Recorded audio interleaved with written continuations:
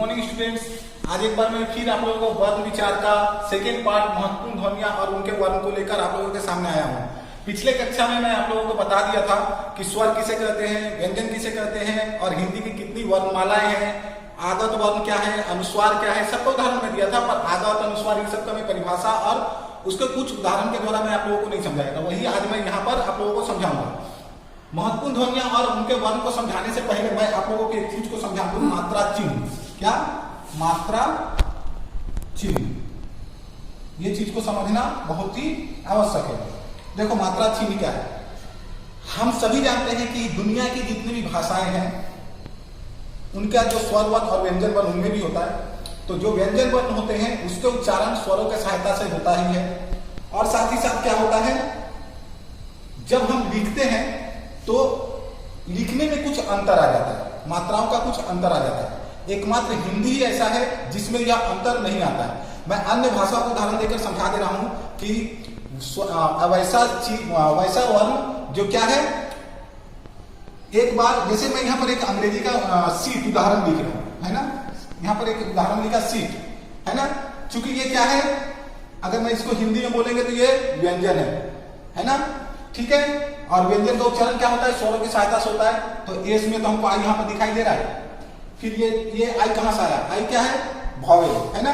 तो ये आई कहां से आया, समझ में आया मैं क्या कहना चाह रहा हूं। यहां पर क्या होता है, हम बोलते तो अलग है, जब अंग्रेजी या बंगला कोई भी भाषा लो बोलते तो अलग है, लेकिन जब अलग करने का प्रयास करते हैं लिखने का ना, तो हम क्या करते हैं, वहां पर उसी के साथ हम लोग जोड़ देते हैं, स्वर को अलग और व्यंजन को अलग कर देते हैं, ठीक है। जैसे हम लिखेंगे SIT, अलग कर दिए। यहाँ पर इसको बोल रहे सीट, लेकिन यहाँ पर भी क्या है, स्वर है, एक स्वर है, लेकिन हम लोग उसको नहीं, मतलब ध्यान ही नहीं देते। एस अलग है, आई अलग है और टी अलग है। लेकिन हिंदी एकमात्र ऐसी भाषा है जहां पर हम की लिखेंगे तो क और ई ऐसे नहीं लिख सकते, हमको ऐसा लिखना ही पड़ेगा, ठीक है।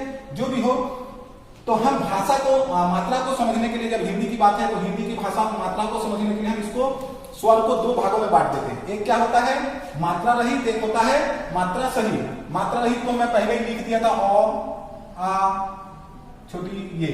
लेकिन जब इसको हम इसी सारे चीजों को मैं जब व्यंजन वर्ण के साथ जोड़ता हूं तो क्या करता हूं, ऐसे करता हूं, आ, छोटी, बड़ी, छोटाऊ, बड़ाऊ। मैं यहां पर लिख दे रहा हूं यहां,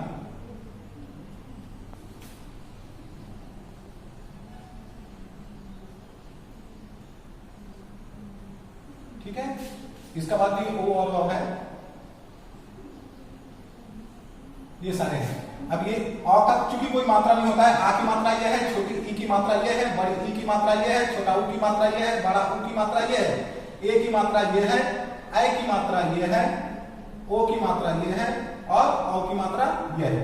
मैं स्वर को दो रूप में लिखता हूं। इसको ये सारे क्या है, व्यंजन के साथ मात्रा के रूप में जब मैं बैठाता हूं व्यंजन के साथ, जैसे मैं यहां पर लिख रहा हूं बच्चा, लिखा ना बच्चा, तो मैं यहां पर क्या लिखा, ब ऐसे ना लिखकर, बच्चा ऐसे ना लिखकर, ये आ की मात्रा, ये आ जो है उसको मैं यहाँ पर देखो बना दिया हूं एक चिन्ह जो यहाँ बैठा हुआ है। समझ में आया? ठीक है, आशा करता हूँ कि आप लोगों को समझ में आ गया। अब देखो महत्वपूर्ण जो हमारा टॉपिक है, महत्वपूर्ण ध्वनियां और उनके वर्ण, तो उसको मैं समझा दूं। जैसे पहला है री स्वर। मैं जब आप लोगों को स्वर के बारे में बताया था तो वहां पर लास्ट में देखो ओ, आ और आओ के बाद में री शब्द को लिखा था ना। तो री शब्द क्या है, री चूंकि संस्कृत का एक शब्द है, री क्या है, संस्कृत का एक शब्द है। आज यह हमारे हिंदी भाषा में लुप्त हो गया, ठीक है, यह आज हमारे हिंदी भाषा में लुप्त हो गया। पर पहले इसी री को हम लोग क्या करते हैं, हिंदी में इस प्रकार से प्रयोग करते हैं, ठीक है। लेकिन चूंकि संस्कृत में यह बिना किसी रुकावट के उत्पन्न होता था, इसीलिए इसको हम लोग स्वर भाषा में रखते थे, ठीक है, स्वर के अंतर्गत रखते थे, भाषा नहीं स्वर। अच्छा, उसके बाद हम लोग अनुनासिक, जो हम आप लोगों को बताया था कि अनुस्वार किसे कहते हैं, अनुनासिक किसे कहते हैं, ये सारी चीजों को मैं बताया था। तो क्या बोला था, महत्वपूर्ण ध्वनियों में पहला है अनुनासिक।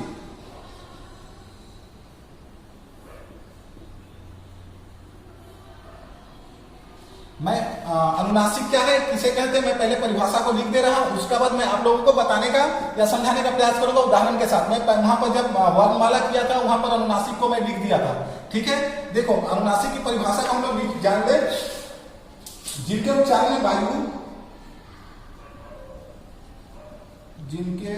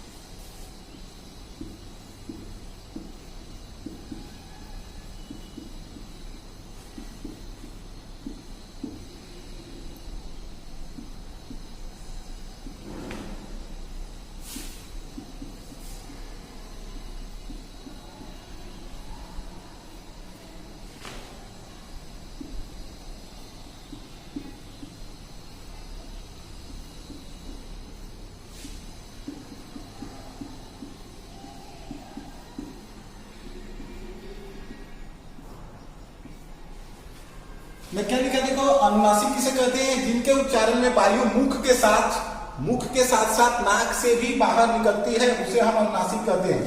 अनुनासिक के लिए हम दो चिन्ह का प्रयोग करते हैं जब अनुनासिक शब्द का या अनुनासिक वर्ण का प्रयोग करते हैं। एक है चंद्र बिंदी और दूसरा है बिंदी।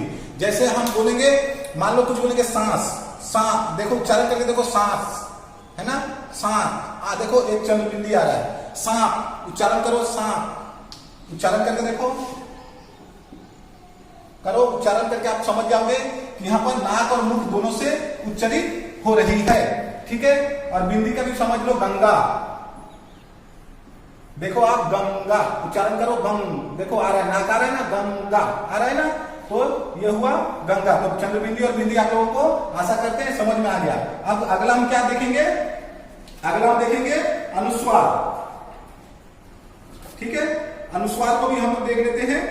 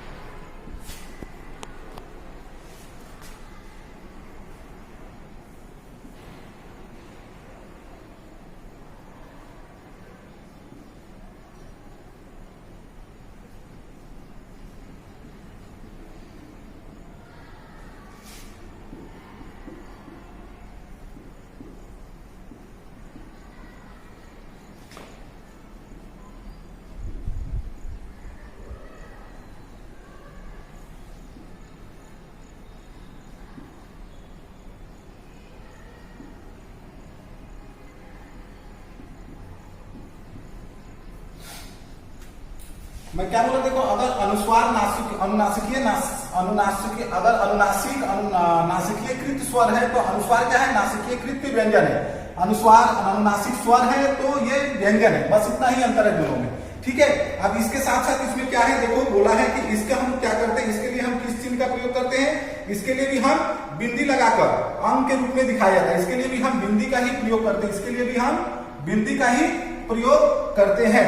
लेकिन अंतर क्या है इसमें, दो एक होता है शब्द के अंत में जोड़कर अनुस्वार को जोड़ा जाता है और दूसरा शब्द के बीच में अनुस्वार को जोड़ा जाता है। ठीक है, जब शब्द के अंत में जोड़ा जाता है तो क्या होता है, उसका उच्चारण म में बदल जाता है। जब शब्द के अंत में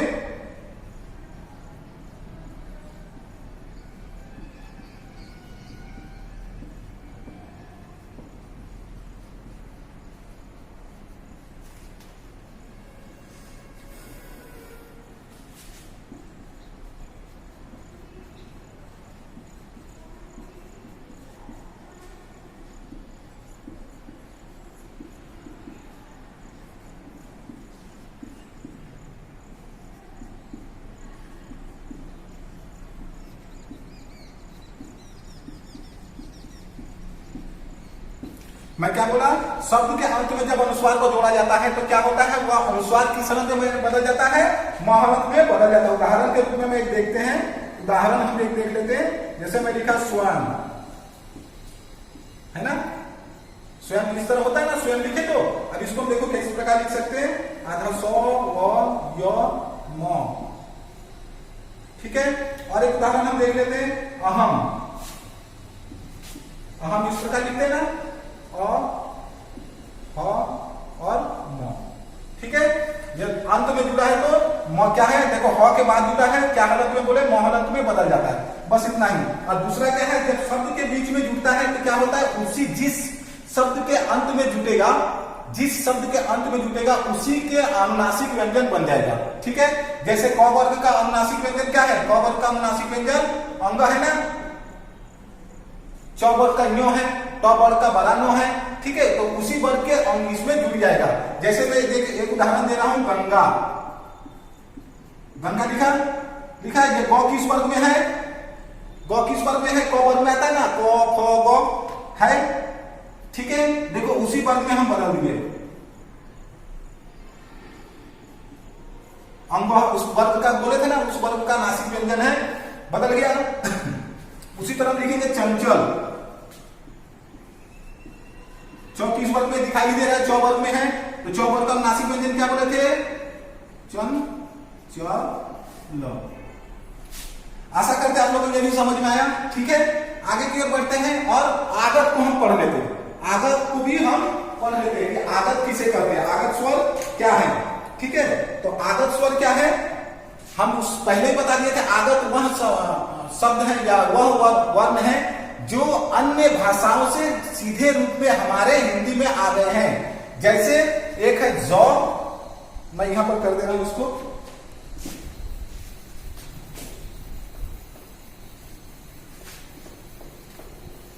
आगत स्वर की अगर बात करें तो आगत स्वर की है, आगत की बात करें, आगत में आगत स्वर की अगर बात करें तो है आ, और व्यंजन की बात करें तो जौ और फ, ठीक है। अब मैं उदाहरण दे रहा हूं, डॉक्टर यहां पर है, डॉक्टर किए। अब जौ, जौ का क्या करेंगे यहां पर, जंजीर,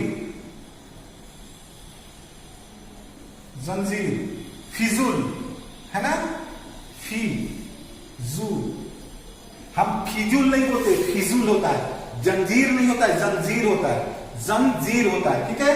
डॉक्टर नहीं होता है, डॉक्टर होता है, डॉक्टर नहीं, देखो आ रहा है ना, डॉक्टर। ये हमारे हैं आगत स्वर, आगत ध्वनि है जिसमें स्वर है आ और व्यंजन है जौ और फ, ठीक है। जैसे हम लोग गजल बोलते हैं, गजल नहीं होता है, गजल होता है, ठीक है।